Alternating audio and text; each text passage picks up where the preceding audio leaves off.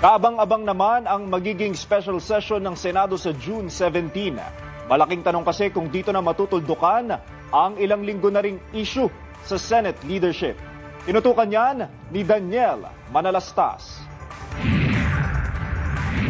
Sa nakatakdang special session sa June 17, ang malaking tanong, mapaplansya na ba dito ang gusot sa liderato ng Senado sa pagitan niya ni Acting Senate President Sherwin Gatchalian at Senator Alan Peter Cayetano. Si Senator Erwin Tulfo umaasang magiging formal ng Senate President si Gatchalian.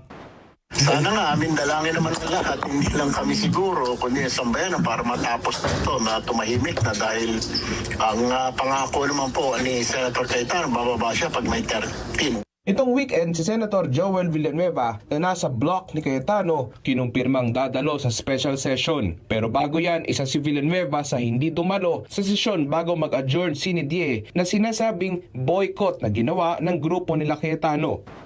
Hindi po pwedeng puro away na lang. Bilang mga lingkod bayan, prioridad po natin. Dapat ang siguruhin na patuloy na nagtatrabaho ang bawat isa sa atin, lalo na ang Senado, para po sa ating mga kababayan. Tutuparin po natin ang ating sagradong tungkulin sa ilalim ng ating saligang batas. We will be there.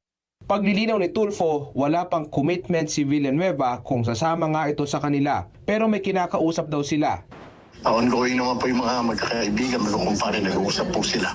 Sabi ni Senate Majority Leader Mig Zubiri, walang drama, walang delay at walang dahilan para hindi sila magtrabaho sa nakatakdang special session. Malinaw din anya ang kanilang agenda, tugon sa kalusugan, edukasyon at tulong sa mga nasa krisis na mga Pilipino. May banat naman si Senator Ping Lacson sa kanyang ex-account tungkol sa isa anyang delulu. Isang salita ngayon na nauuso na hinahalin tulad sa pagiging delusional, pero wala siyang pinangalanan. Inanunsyo naman ni Tulfo na walang pagdinig ang Senate Blue Ribbon Committee bukas June 16, taliwas sa lumalabas na ilang ulat. Hanggang ngayon ay hinihingan pa ng panig ang Cayetano Block kung dadalo sila sa special session. Daniel Manalastas, IBC News.